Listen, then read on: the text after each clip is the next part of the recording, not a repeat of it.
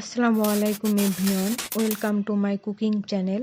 আজকে আমাদের রেসিপি হলো লেবুর আচার।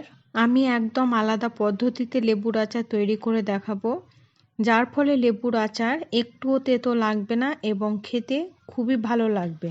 আর আপনার যদি আমার চ্যানেলটি সাবস্ক্রাইব করা না থাকে তাহলে দয়া করে আমার চ্যানেলটি সাবস্ক্রাইব করে দিবেন। তাহলে চলুন আমি কিভাবে লেবুর আচার তৈরি করছি সেটা দেখতে থাকুন। লেবুর আচার তৈরির জন্য এখানে আমি 10টা কাগজি লেবু নিয়েছি।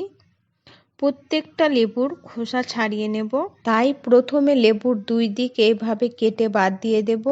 দিয়ে এইভাবে চাকু দিয়ে লেবুর খোলাটা ছাড়িয়ে নেব। দেখুন পুরো খোলাটা ছাড়ানো হয়ে গেছে। একই রকম করে সবগুলো লেবুর খোলা ছাড়িয়ে নেব। অনেকেই লেবুর খোলা সমেত আচার তৈরি করেন, যার ফলে লেবুর আচার খেতে তেতো লাগে, কিন্তু এভাবে খোলা ছাড়িয়ে আচার তৈরি করলে একটুও তেতো লাগবে না। লেবুর আচার তৈরির জন্য এখানে কিছু উপকরণ নিয়েছি। সেগুলি হলো 3 চামচ 5 ফোড়ন, 3টা রসুনের কোয়া, 2 চামচ কালো সর্ষে, 10 থেকে 12টা শুকনো লঙ্কা। 5 ফোড়ন ভেজে নেব, তাই ওভেনে কড়াই চাপিয়ে দেব। কড়াই গরম হয়ে গেছে, কড়াইয়ে দিয়ে দেব 5 ফোড়ন। 2 থেকে 3 মিনিট সময় নিয়ে ভেজে নেব। 3 মিনিট পরে দেব শুকনো লঙ্কা। লঙ্কা 1 থেকে 1.5 মিনিট ভেজে নেব। ভাজা হয়ে গেছে, একটা পাত্রে তুলে নেব। এবার সর্ষে হালকা একটু ভেজে নেব। ভাজা হয়ে গেছে, তুলে নেব। সবগুলো উপকরণ ঠান্ডা করে নেব। ঠান্ডা হয়ে গেছে, এবার ব্লেন্ড করার জন্য ব্লেন্ডারে দিয়ে দেব।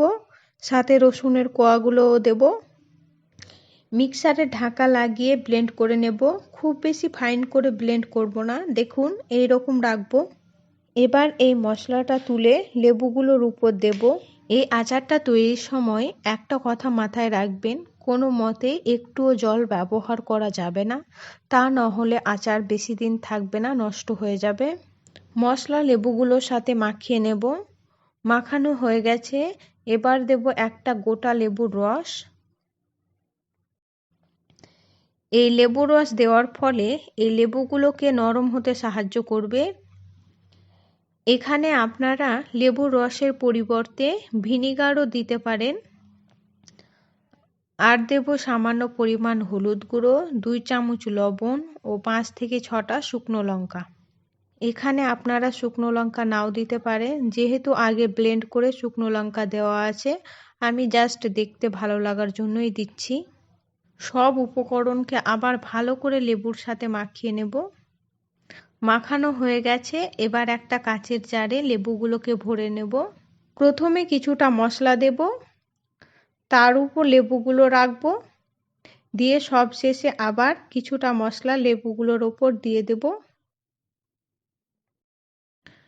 চিবিটা লাগিয়ে 5 থেকে 6 দিন রোদ্রে রাখবো। এবার আপনাদেরকে একটা পাত্রে ঢেলে দেখাচ্ছি, দেখুন কতটা লোভনীয় হয়েছে আর লেবুগুলো কতটা নরম হয়েছে।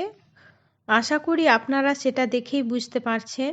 আর এইভাবে লেবুর আচার তৈরি করলে 1 থেকে 2 বছর পর্যন্ত রেখে খেতে পারবেন। সম্পূর্ণ ভিডিওটি দেখার জন্য ধন্যবাদ।